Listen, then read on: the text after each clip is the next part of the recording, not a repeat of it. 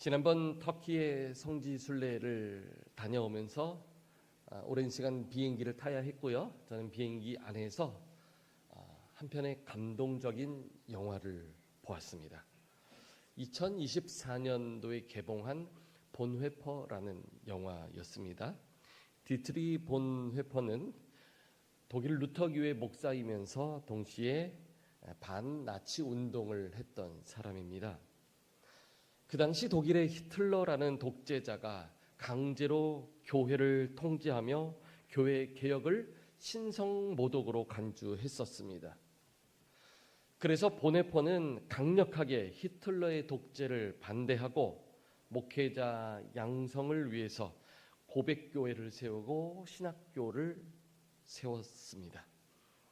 본회퍼가 나치 히틀러와 싸우면서 한 말이 참 감동이 되었습니다. 할렐루야만으로는 충분하지 않다. 억울하게 죽어가는 사회를 향해 목소리를 낼 수 있어야 한다라는 것입니다. 교회가 억압받는 현실에서 누군가가 목소리를 내야 하고 누군가가 먼저 희생하며 움직일 수 있어야 한다라는 것입니다. 교회들이 정치와 결탁하여 히틀러 나치당을 지지할 때 본회퍼는 당당히 반대의 목소리를 냈었던 것이죠. 교회 지도자들이 불의한 사회에서 미움받을 용기가 필요하다라는 것입니다. 우리나라도 일제 치하에 있을 때 독립운동에 가장 앞장서서 있었던 사람들이 바로 목회자들이었었습니다. 그 과정에서 많은 목회자들과 신앙인들이 순교를 당하기도 했었죠. 결국 이 본회퍼라는 사람은 총통 암살 음해로 인해서 교수형에 처해 죽게 되었습니다. 그리고 그가 죽은 지 2주가 지나서 독재에서부터 나라가 해방이 되었고 히틀러도 자살을 하게 되었습니다. 한 사람의 희생과 헌신으로 교회를 살리고 나라도 살린 그런 사건이었습니다. 어쩌면 히틀러는 역사상 인간의 생명을 가장 가볍게 여기고 존중하지 않았던 그런 사례로 꼽힐지도 모르겠습니다. 한 사람이 인간의 생명을 짓밟을 때 자신의 생명을 바쳐 교회와 사람을 살려낸 그 생명을 살려낸 그 이야기라고 할 수 있겠습니다. 오늘 우리가 믿는 하나님은 무엇보다 인간의 생명을 존귀하게 여기십니다. 그도 그럴 것이요. 우리 인간 자체가 하나님의 형상으로 창조되었기 때문에 하나님이 그 인간을 바라보실 때는 마치 자신을 바라보는 것처럼 투영된 자신을 보는 것처럼 그렇게 여기셨을 것입니다. 우리도 자녀들을 볼 때에 그 생명이 얼마나 소중합니까? 어떻게든 살려내려는 것이 부모의 마음이지 않겠습니까? 하나님께서 인간의 생명을 존중하고 그렇게 소중하게 여기시는 내용이 바로 오늘 우리가 읽은 이 성경 말씀 본문에 그대로 잘 나타나 있습니다. 본문의 내용을 좀 보도록 할까요? 이스라엘 백성은 출애굽한 뒤에 광야에서 40년을 보내고요. 이 광야를 거쳐서 가나안 땅에 들어가게 됩니다. 자연스럽게 가나안 땅에 들어가면서 지파별로 땅을 분배받게 됩니다. 그런데 유독 레위 지파만큼은 땅을 분배받지 못했습니다. 그 이유는 레위 지파는 제사장 지파로서 제사를 드려줘야 될 사람들이 각 지파에 흩어져야 했기 때문에 그렇습니다. 그래서 모든 지파는 레위 지파의 제사장들을 통해서 하나님 앞에 예배할 수 있게 되었던 것이고요. 이 레위 지파는 이스라엘 전체 지파에 비하면 약 4%밖에 되지 않았지만 4%의 헌신으로 96%가 온전히 하나님의 백성이 될 수 있는 예배하는 공동체로 그렇게 세워질 수 있었던 것이죠. 레위인들은 이스라엘 전체에 48개 성읍으로 흩어져서 그렇게 예배를 섬기게 되었습니다. 이 중에 6개는 레위인들이 관리하는 도피성으로 지정이 되었습니다. 지파별로 땅 배정을 받음과 동시에 또 하나의 중요한 것이 바로 이 도피성을 세우는 것이었습니다.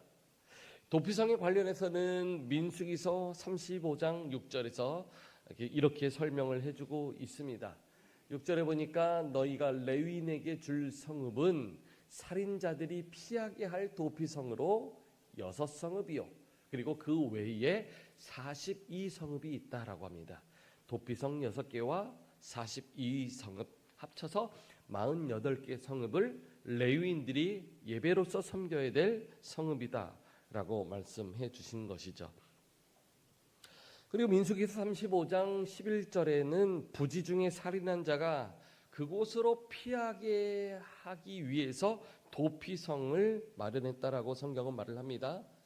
그러니까 내가 고의로 사람을 죽인 것이 아닌데 실수나 부주의로 사람을 죽게 하였을 경우에 복수를 하려고 사람들이 달려올 때에 이 생명도 하나님께서 보존하게 하시기 위해서 도피성을 마련해 주셨다라는 것이죠.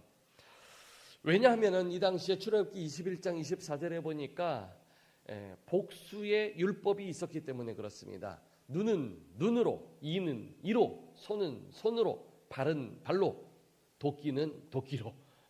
이렇게 해서 내가 도끼로 사람을 죽였으면 도끼로 또 그대로 죽임을 받을 수 있는 율법이 있었던 것이죠. 물론 율법의 정신은요, 복수하라는 데 강조점이 있는 것이 결코 아닙니다. 원수를 갚을 일이 생기지 않도록 서로 존중하라라는 그 마음의 정신이 더 중요한 것이었던 것이죠. 그럼에도 불구하고 이스라엘 백성은 시간이 지나면서 이 율법을 문자 그대로 받아들이고 실천하려고 했습니다. 그러다 보니까 실수로 사람을 죽이게 된 경우에도 똑같이 너도 죽어야 된다. 문자 그대로의 율법으로 그들에게 다가갔던 것이죠. 그래서 하나님은 율법을 문자적으로 지키는 것이 중요한 것이 아니라 사람을 보호하는 데 관심을 가져야 된다라고 말씀을 하시면서 가나안 땅에 자리 잡은 이스라엘 백성이 레위인에게 관리하게 하여서 이 도피성을 마련하게 하신 것입니다. 실수로 사람을 죽이게 되었고 고의가 없을 때에 누구든지 이 도피성 안으로 들어오면 그 복수를 피해서 생명이 보존될 수 있게 되었다라는 것이죠. 그래서 제사장을 통해서 재판을 받기까지는 그 도피성 안에 머물러야 되는 것이고요. 생명이 그 안에 있는 동안만큼은 보존될 수 있는 것입니다. 민수기 35장 28절을 보면은 살인자가 도피성에 와 있는데 대제사장이 그 기간에 죽게 되면 정확하게 그것을 판결할 사람이 없어지게 된 것이니 이 살인자의 죄가 면해지게 되고 안전하게 자기 소유의 땅으로 돌아갈 수 있도록 말씀을 하셨습니다.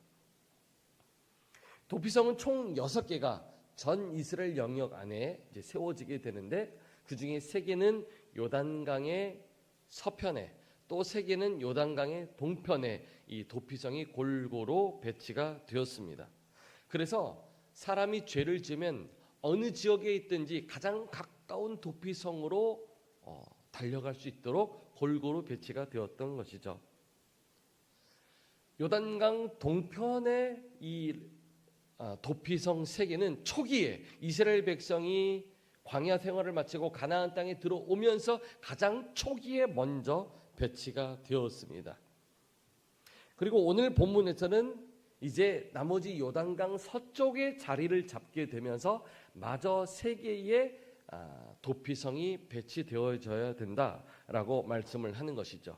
그래서 부지 중에 살인하게 된 자가 원래 원한이 없었는데도 억울하게 죽임을 당하지 않게 하려고 도피성을 마련하신 것이죠. 이것에 해당하는 경우를 제가 아까 잠깐 좀 힌트로 말씀을 드렸는데 신명기서 19장 5절에 이렇게 오늘 우리가 읽은 본문에 설명을 해줍니다. 가령 사람이 그 이웃과 함께 벌목하러 산림에 들어가서 손에 도끼를 들고 벌목을 하려고 찍을 때에 하필이면 도끼 자루가 빠져버린 것이. 그래서 이 도끼가 도끼 자루에서 빠져서 나라가 주변에 있던 그 이웃에게 맞춰 그 사람이 죽게 된 것이에요. 이렇게 되었으면은 일부러 죽인 것은 아니지만 어쨌거나 죽게 되었기 때문에 이 사람은 서둘러서 가장 가까운 도피성을 향해 달려가야 했습니다. 왜냐하면은 어쨌거나 사람의 생명이 죽었기 때문에 이 사람도 똑같이 죽임을 당할 수 있기 때문에 일단 도피성으로 빨리 도망가 도피성의 몸을 피하고 제사장을 통해서 판결이 날 때까지는 거기에서 생명을 보존받을 수 있게 된다라는 것이죠. 이렇게 하면서 법적인 보호를 받게 한 것입니다. 그리고 도피성 제도 때문에 억울한 죽음을 면할 수 있고 함부로 사람을 죽일 수 없게 만든 것이죠. 그래서 하나님이 허락한 땅에서는 무죄한 피를 흘리지 않도록 하나님이 이러한 제도를 허락해 주신 것입니다. 자, 그러면 오늘 우리에게는 이 말씀이 어떻게 적용이 될 수 있을까요? 하나님은 오늘 우리가 지은 죄 중에 마음으로 지은 죄도 똑같은 죄다라고 그렇게 여기십니다. 마태복음 5장 28절에 보니까 예수님은 제자들에게 이렇게 말씀합니다. 나는 너희에게 이르노니 음욕을 품고 여자를 보는 자마다 마음에 이미 간음하였느니라. 마음으로도 똑같이 지은 죄가 인정된다라는 것이죠. 또 요한일서 3장 15절은 이렇게 말씀합니다. 그 형제를 미워하는 자마다 살인하는 자. 마음으로 미워했을 뿐인데 살인한 것과 똑같다 말씀하세요. 잠언 21장 4절은 이렇게 말을 합니다. 눈이 높은 것과 마음이 교만한 것과 악인이 형통한 것은 다 죄니라. 눈이 높은 것도 죄라고 합니다. 우리 너무 눈 높으면 안 되겠죠. 여기서 우리가 눈이 높다라는 것은 교만하다. 성경이 말하는 눈이 높은 죄는 교만하다라는 것을 말하는 것이겠죠. 뭐 우리가 일반적으로 말하는 눈이 높아 그 사람은 도도해 그런 차원을 뛰어넘는 죄악의 수준을 말하는 것일 것입니다. 누가복음 6장 45절에서는 또 이렇게 말을 합니다. 선한 사람은 마음에 쌓은 선에서 선을 내고 악한 자는 그 쌓은 악에서 악을 내나니 이는 마음에 가득한 것을 입으로 말함이라. 그러니까 여러분 마음으로 지은 죄는 실제 지은 죄와 똑같다. 하나님께서 그렇게 말씀해 주시는 것이죠. 어떻게 보면 마음으로 지은 죄가 더 중한 죄다라고도 강조하신다 볼 수 있겠습니다. 여러분 오늘 우리는 얼마나 많이 사람을 외모로 판단하고 마음으로 죄를 짓고 살아갑니까? 때로 우리가 겉으로 보여지는 그 모습으로 그 사람을 판단하기도 합니다. 정말 사람의 마음의 의도와 상관없이 낙인을 찍어서 그 사람에게 색안경을 쓰고 대하는 경우도 많이 있지 않습니까? 교회에서도 마찬가지입니다. 성도들을 대할 때 그 사람의 첫인상이나 겉으로 보여지는 모습으로 우리는 상당 부분 그 사람을 판단하는 경우가 참 많이 있습니다. 그런데 알고 보면 사실 그 사람의 중심이 얼마나 우리가 판단했던 것과 달랐던 것을 또 우리는 발견하게 되기도 하죠. 교회뿐만 아니라 가정에서도 이런 일들이 일어날 수 있습니다. 우리 자녀들 중에서 어떤 아이는 항상 늘 똑같이 그런 잘못을 저지르는 것이에요. 그러다 보니까 부모가 그 아이를 대할 때 반복적인 그 모습을 보면서 낙인을 찍어버리는 경우도 참 많이 있지 않습니까? 무조건적인 사랑을 받아야 될 자녀임에도 불구하고 부모의 눈에도 판단을 하고 부모의 눈으로 또 이 아이를 평가하는 경우가 참 많이 있습니다. 사춘기 때 아마 우리 자녀들이 그래서 자라나면서 자기의 생각이 커지다 보니까 그런 불만들이 터져 나오면서 부모에게 아마 이런 불평을 쏟아내는 일들이 있는 것 같습니다. 우리 엄마는 내 마음을 몰라줘. 많이 들어보셨죠? 또 우리 아빠는 맨날 혼내기만 해. 내 마음도 모르면서. 저도 찔리기도 하지만 모든 부모들이 아마 비슷하게 또 공감을 할 수 있지 않을까 싶습니다. 예전에는요, 뭐 그리 과학적이지 않은 혈액형이니 기질이니 이런 것들로 또 사람을 판단하기도 했었습니다. 저는 혈액형이 AB형이라서 제가 또 많이 또 오해를 받기도 했었습니다. 보통 뭐 AB형은 좀 또라이 기질이 있다, 뭐 이런 말을 좀 많이 들었어요. 또 저 사람은 기질이 점액질이라서 좀 게을러, 우리가 이렇게 뭐 판단하고 평가하기도 하죠. 겉으로 보여지는 그런 일부 모습, 사회과학의 차원에서 이렇게 통계를 내다보면 뭐 유사한 점도 물론 있을 수 있지만 그것으로만 사람을 판단할 수 있을까요?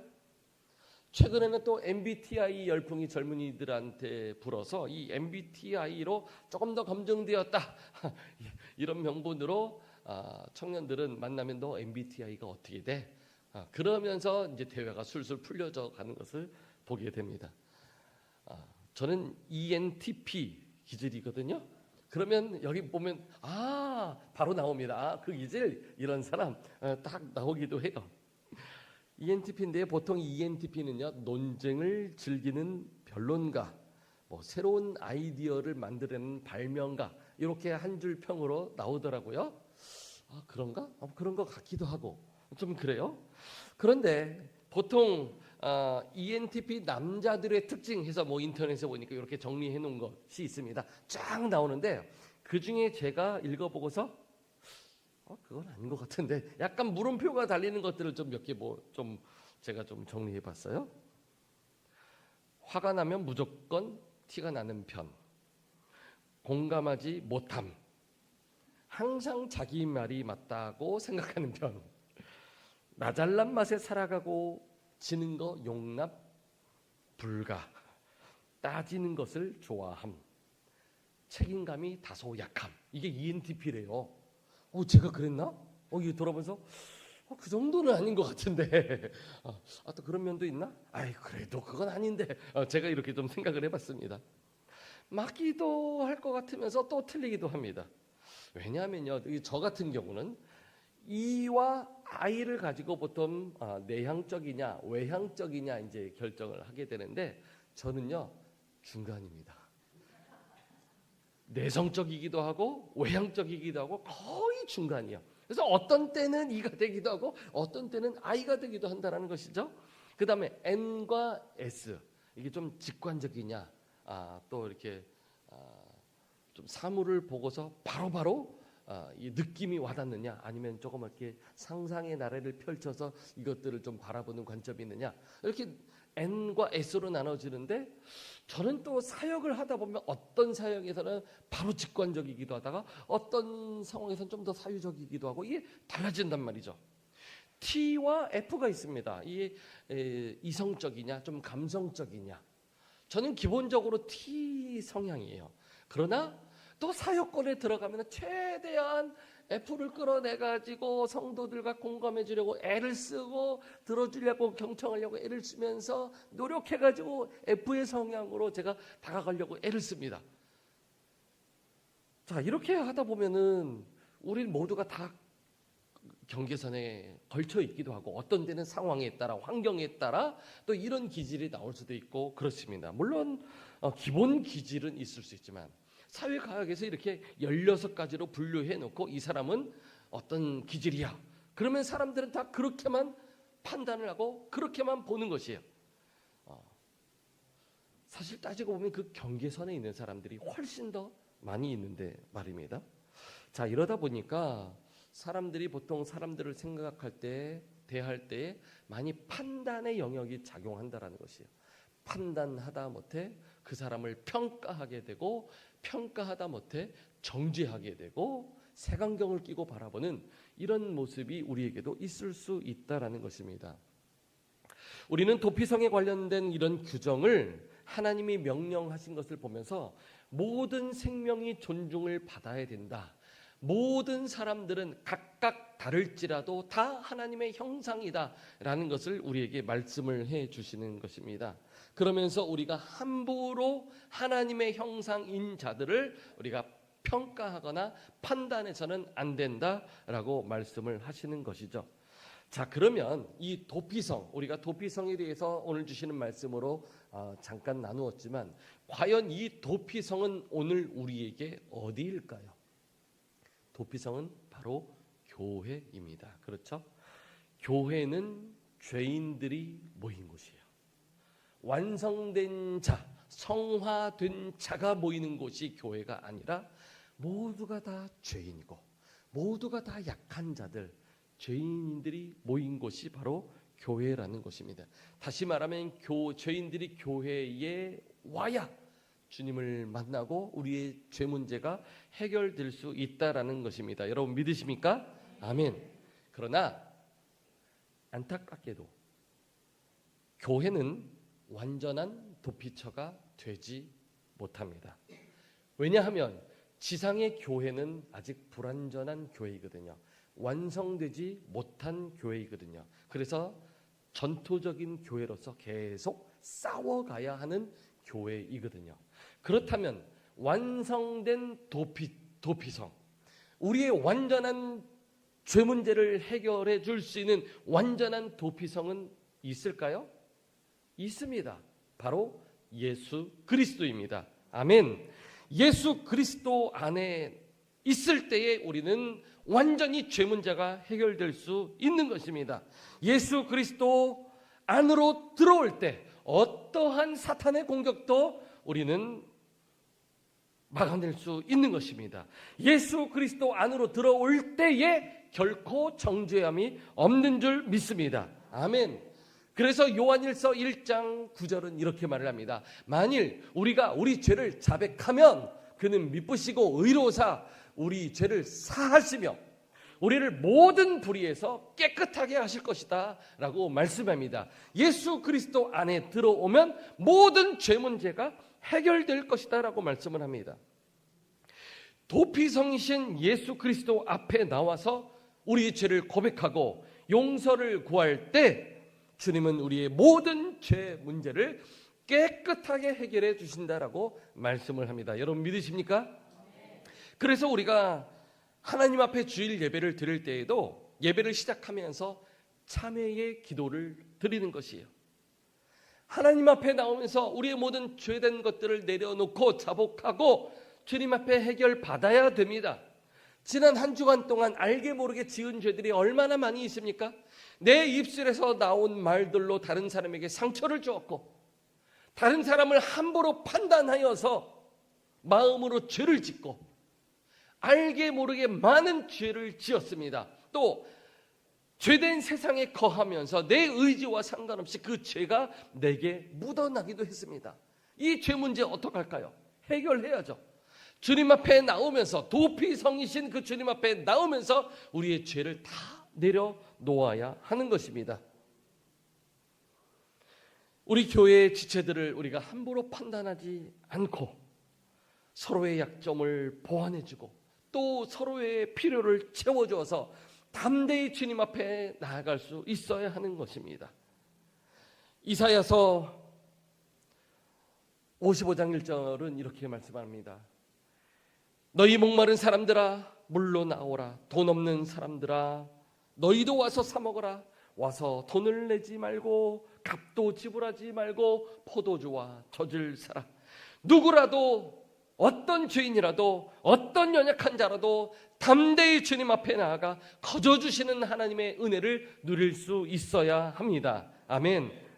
왜 그렇습니까? 오늘 우리가 이미 그러한 하나님의 은혜를 경험했기에 또 다른 이 은혜가 필요한 자들에게 복음을 전하여 누구라도 주님 앞에 나와 예배하고 그 죄 문제 해결 받을 수 있어야 한다라는 것입니다. 부지중에 살인한 자가 가까스로 도피성에 도착해 간신히 생명을 지킬 수 있었는데 와보니까 또 다른 사람도 이곳에 도망와 있는 것이에요. 그런데 내가 먼저 왔다고 아이고 후배 왔네 이 사람한테 뭐라고 판단할 수 있습니까? 내가 와서 보니까 내 죄보다 이 사람의 죄가 더 크네? 아이고 너는 큰일 날 사람이구나. 이렇게 우리가 평가할 수 있겠습니까? 아니요. 이 죄인이나 다 똑같은 죄인인 것입니다. 교회는 죄인들이 모인 곳입니다. 우리 모두가 다 죄인입니다. 우리가 함부로 누가 누구를 판단할 수 없습니다. 다만 판단할 분이 계시니 바로 예수 그리스도일 뿐입니다. 아멘.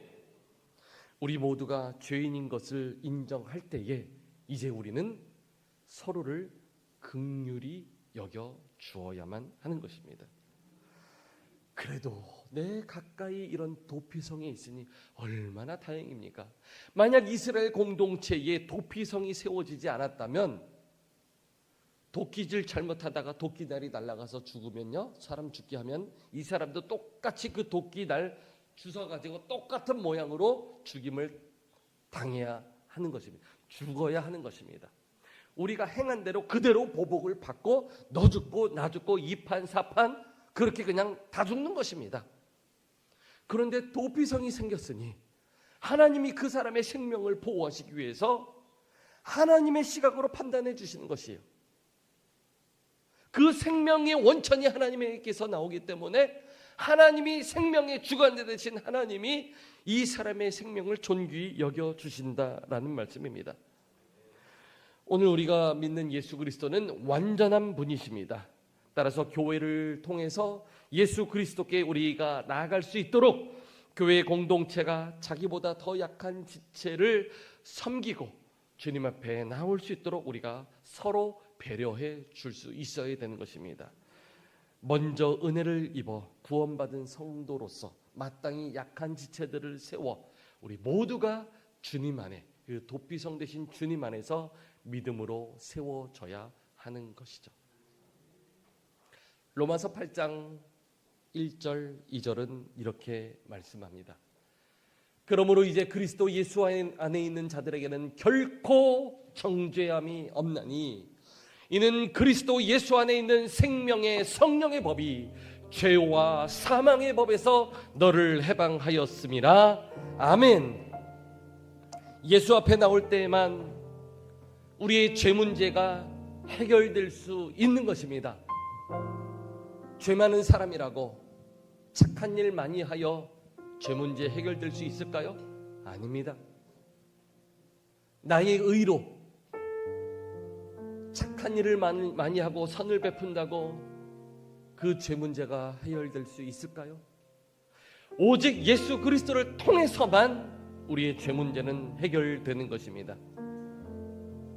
그리고 우리는 예수 앞에 나와 죄 문제 해결된 자로서 당당하게 자유함으로 예배하며 하나님을 섬기는 백성으로 서야만 합니다. 더 이상 죄로 인해 위축될 필요가 없는 것입니다. 왜냐하면 죄와 사망의 법에서 너를 해방하였음이라 선포해 주셨기 때문에 그렇습니다. 매번 예배할 때, 찬양할 때 우리가 함께 참회하고 우리의 죄 문제 주님께 맡깁니다. 용서하시고 주여 나를 책임져 주옵소서. 그리고 나서 우리는 자유함으로 우리 하나님 앞에 찬양하며 예배할 수 있는 것입니다. 사도행전 4장 12절은 이렇게 말합니다. 다른 이로서는 구원받을 수 없나니 천하 사람 중에 구원받을 만한 다른 이름을 우리에게 주신 일이 없음이라. 아멘. 오직 예수 그리스도를 통하여 구원을 누릴 수 있는 것입니다. 매번 예배 드릴 때 우리는 우리의 연약함을 주님 앞에 내려놓고 우리의 죄를 내려놓고 우리에게 참 자유 주시는 그 주님 앞에 신령과 진정으로 나아가 예배해야 될 줄로 믿습니다.